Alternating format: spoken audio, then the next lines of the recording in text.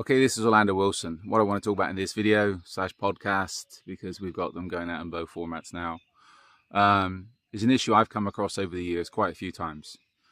And that's where the protection guys, the people that's responsible for others' security, end up being afraid of their own shadows in a lot of cases. This can be a major issue because if you're meant to be protecting people, you don't want to be afraid of things. Fear is natural. Everybody feels fear. I'm not saying you got to be not scared of anything, but it's understanding your fear. It's not putting yourself in situations where you're uncomfortable. And it's understanding that even if you're afraid, you shouldn't be showing it to your clients because fear spreads quickly. And again, it can go from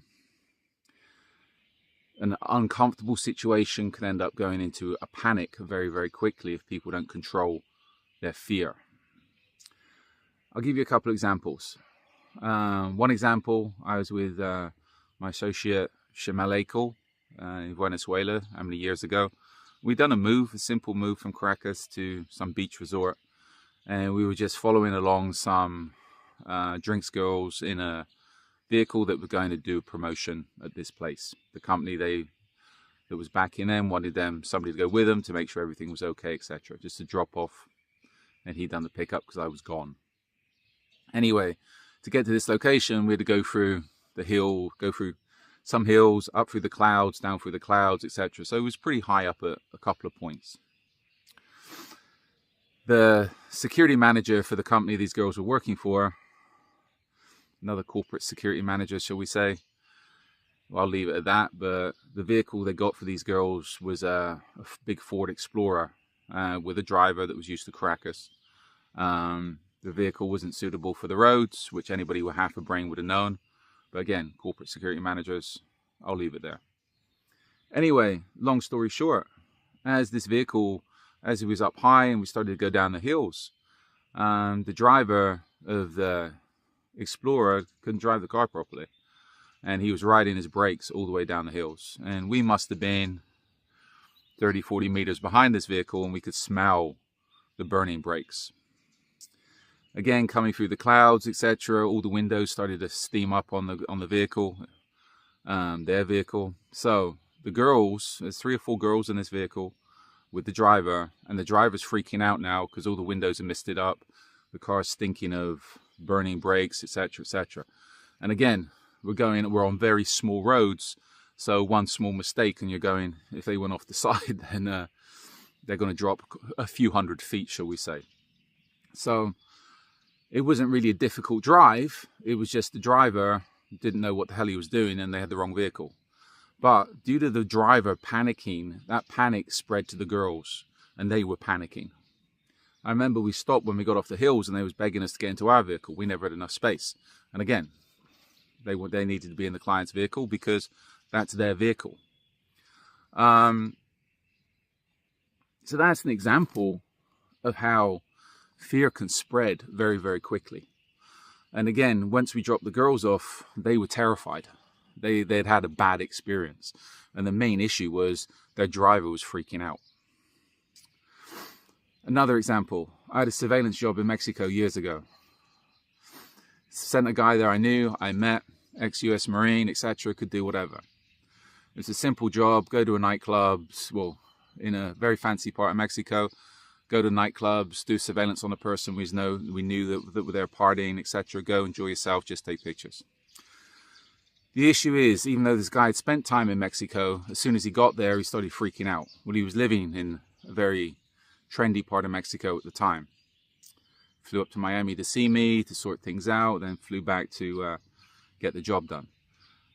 And the issue was, he was too afraid to go to the nightclubs, he was too afraid to go out after dark, etc., etc. And he went from being a solid guy to acting like a little bitch. Whether he took his retainer and spent it on cocaine and stuck it up his nose, who knows? That could have been that was one of the things that come to mind. But this guy went from being a solid guy to being afraid to do anything. Maybe the job was above his limits, too much responsibility. First time working by himself, which he wasn't. He had experience, but again, something fell apart, completely fell apart. And I take it there, he was too afraid to do the job. Whether he was afraid of taking pictures, he was afraid of who the client was, which he wasn't really that top, well, who the target was. He just freaked out. So this is another supposedly experienced guy that completely fell apart. This is, again, people that say you can't work alone, etc. A lot of times you have to work alone. You will be working alone. If you cannot work alone, you're no good. You'll be providing protection services alone, surveillance alone. And this is where a lot of guys, especially from military, police backgrounds, say you have to work with a team. I'm very wary of these people. Why? Because you remove them from the team. You remove them from their little kumbaya, hold hands, group hug environment, and they can't do the job properly. You have to be able to work by yourself. And again, this is where a lot of people, they might have excellent military careers, excellent police careers. Once you take them out of that environment with their, how can I put it politely? I'll put it politely, with their buddies that's there to hold their hands and their government agency support networks, once they're out there by their own, they lose it because they've never been by themselves before, and they cannot handle it's not really stress, it's not really pressure, because again, if you live in the real world, every day you're by yourself. But a lot of people, especially from institutions such as the military and police, cannot handle working by themselves. Other examples of people being afraid, and I'll jump this in from the firearms perspective. I've had people come through classes when I was in, two people come to mind from when I was in South Florida. One guy,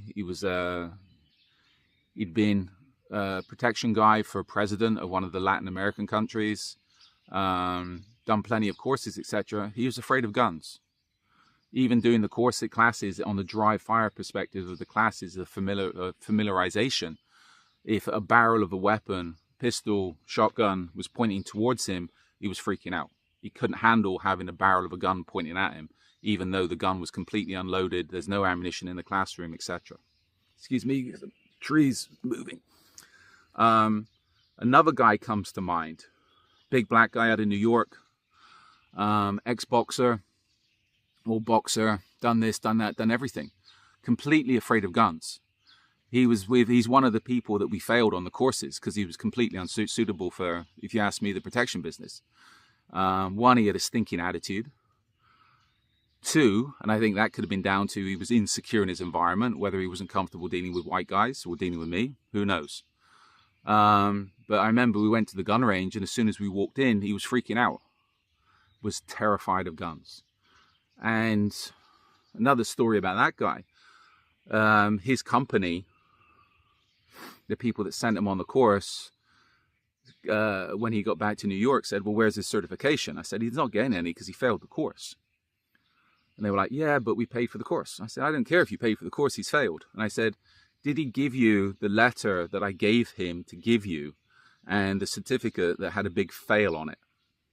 And they said, no, he didn't give us anything. I said, well, maybe you want to talk to him about that, because maybe that's why he failed the course, because there's honesty issues to start with, right? If he didn't give you the letter I gave him to give to you, and even though you paid for his course, it summed him up. But again, this is a thing where people have to be tested. And if people aren't tested, they're untrustworthy. And I've seen it, as I said, too many times where people, they give it the bravado, they give it the macho, the tactical attitudes. You take them outside of their comfort zones and you test them and they fall apart. So this is where you be very careful, especially if you're hiring people, that they're tested and you know they're not going to fall apart if there's an issue, because it happens quite often. Okay, in the meantime, I hope this video makes sense. A little bit of wisdom. So be good, stay safe, stay out of trouble, and follow me along on social media for more stories.